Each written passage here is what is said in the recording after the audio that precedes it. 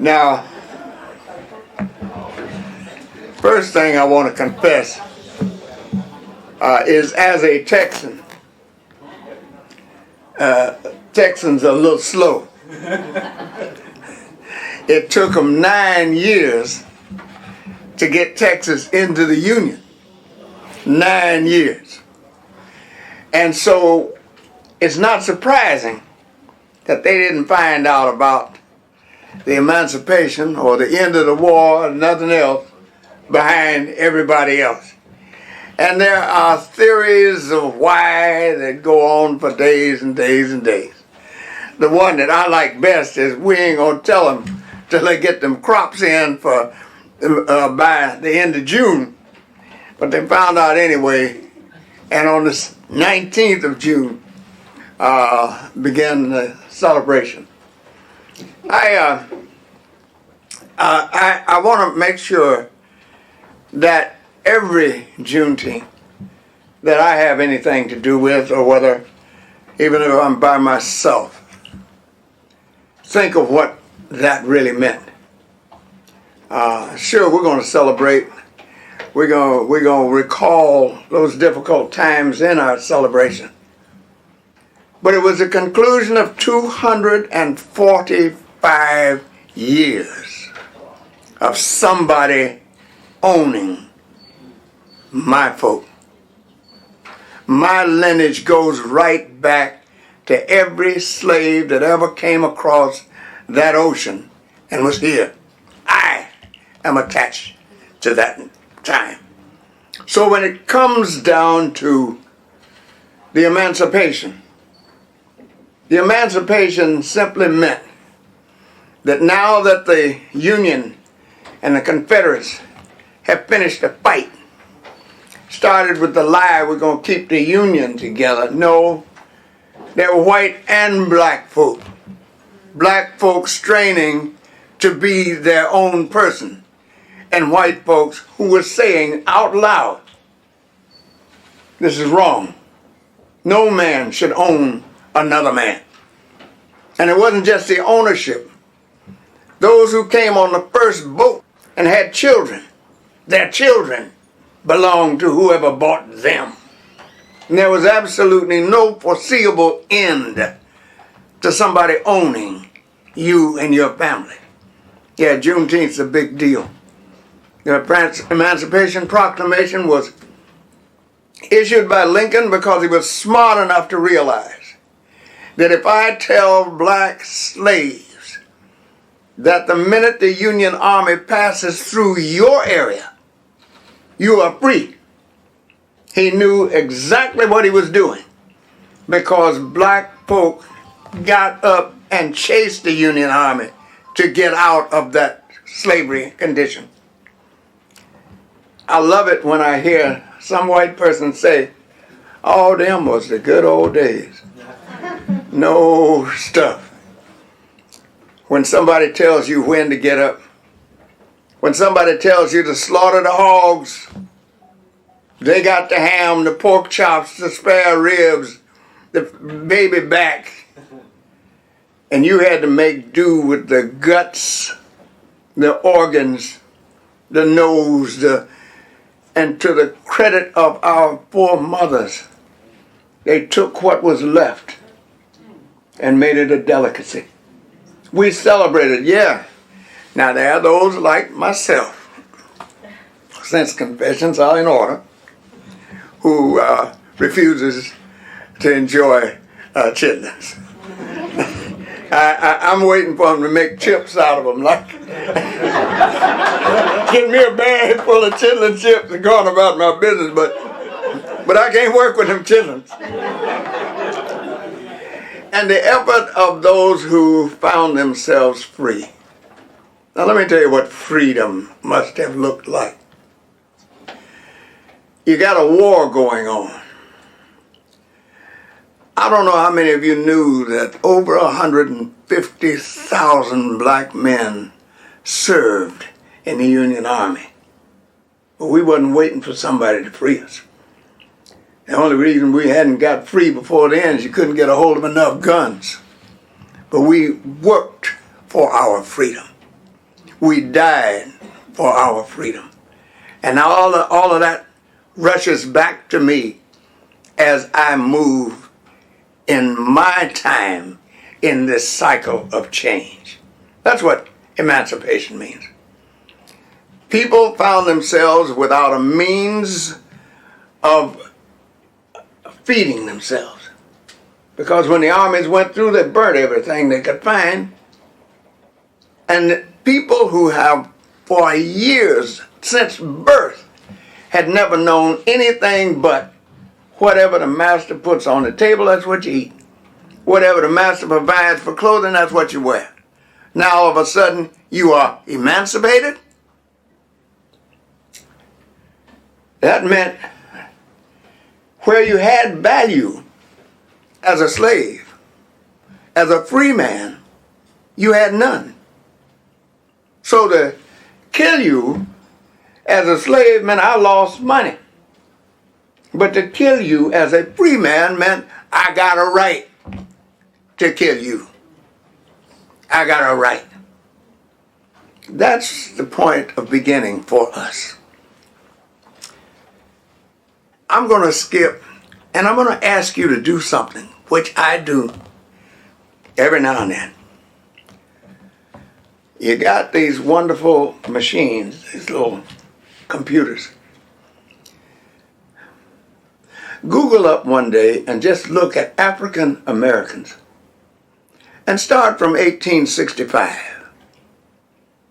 and then bounce 25 years from 1865 and another 25 years and ask that thing to tell you of the progress of black people. We are absolutely an astounding race of people.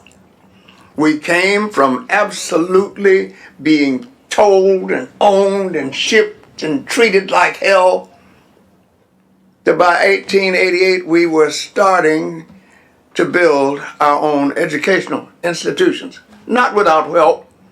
You know, I never lump all white folks in the same barrel because there were tons of them that got out and did everything they could to help us build these institutions. And those institutions, and at that time, there were no people on earth as thirsty for training, for knowledge, for an education, for a place that they could bring up their family and look forward to the peace and calm that comes with being on your own. Take another 25 years. And you look and you see that we had begun in just a short period of time, 40 years or less after the freedom of our people. We had businesses going. We had people who had started to build churches. We had a society that were recreating on our own. On our own. We were so successful in the next 25 years that folk felt they had to burn down Tulsa, Oklahoma. Prosperity in spite of the treatment that you got. And you keep on with another 25 years, and next thing you know, you'll be looking at yourself. You'll be looking at 2014, 15, 16. And you look around this table. I can tell you, 50 years ago, there were probably 10 black folk working for city government in the city of Seattle. I got here just 60 years ago. And I can recall going down to City Hall in Tacoma, Washington, and not a black person worked in city government. Housing discrimination. Now, that's what I put in my book. That's where that started from. It's talking about how black people would read in the newspaper in 1950. Home for rent. No Negroes.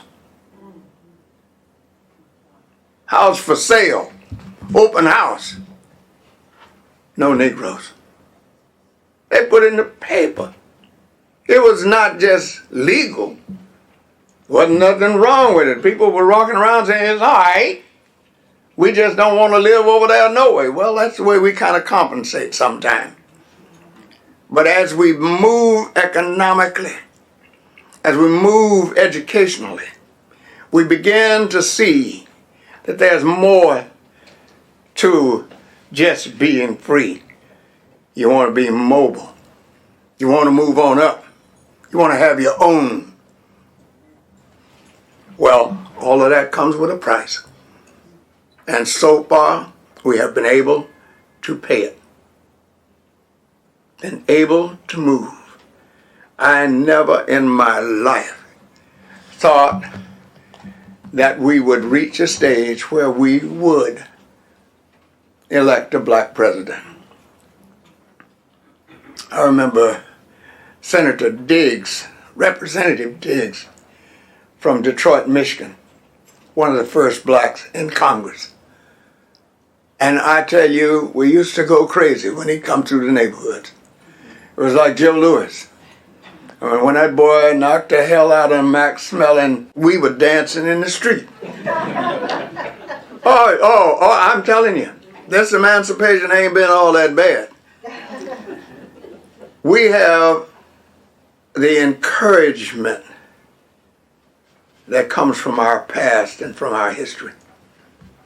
I mean, there has been no race of people so desecrated as ours who has risen any faster from 1865 to 1965, which I suppose some of y'all remember. I know I do. We had begun to make monumental changes.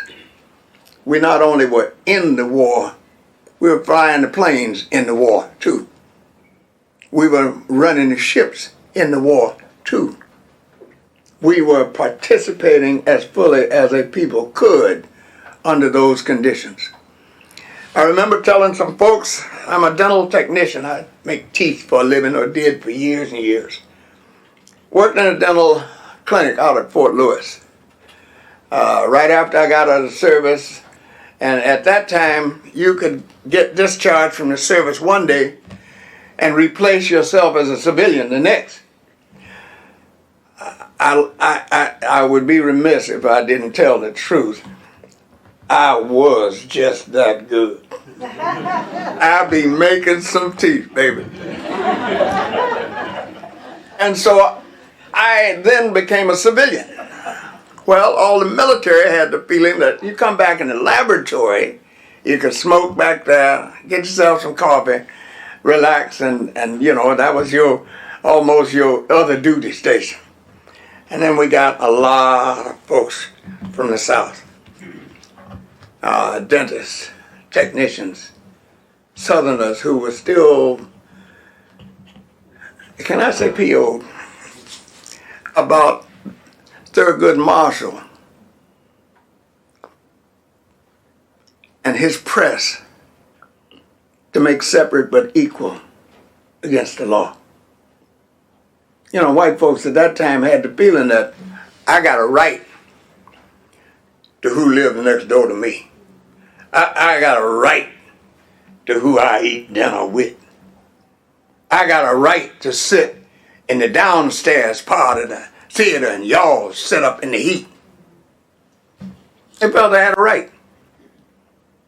That's where you get the NAACP.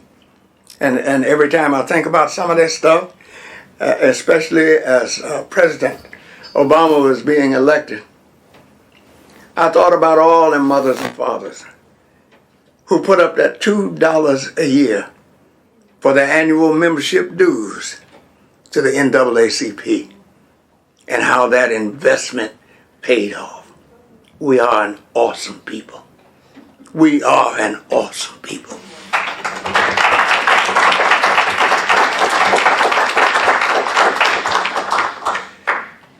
And I hope that each day you realize that you are part of a continuing process. 1865, we may have been let out of pens like damn animals. But in 1995, 2016, we are part of a continuum that keeps climbing. You make your contribution to black people. Make your commitment to do every damn thing you can. Not to prove to anybody that you're better than anybody, but that you're the equal of anything that comes your way. That you take advantage of every opportunity. That you really encourage your children to see that being brilliant ain't no crime. To have talent like these young people. Be the best you can. Gregory Hines is in my mind today. Sammy Davis Jr. These people could dance. Be the best you can. You go to Chicago, you represent in everything you do. Ladies and gentlemen, I'm going to quit right there. I have, this is new to me. This is the first time that I've ever written anything this long. And I have proof that it's going to be printed, finally. But I tell you, we went through so much stuff getting it. This is the what do you call it? Well, I wish I could say that, but this is kind of squeezed down from something that started that time, and you know, and by the time I had Mom and them read it and say, well, now you know, Aunt Red didn't say that. and you know, you're doing all right, but you got that wrong about that. I had to rewrite this thing, and I went on all by myself, and I said, "Self, this is your book. This is your book." It will be out sometime in July. I started in October of 2013, so there's a lot of blood, sweat, and tears in it. And it will be available. We have got a little sign-up sheet if you'd like to have a copy of it. We can arrange for you to have one. But I'm going to stop right there because I tend to get it inside of me. And that's not a pretty sight. But I'm so proud of those who came before us for what they left us. And I don't care whether you pray about it or not. Act on it. Thank you.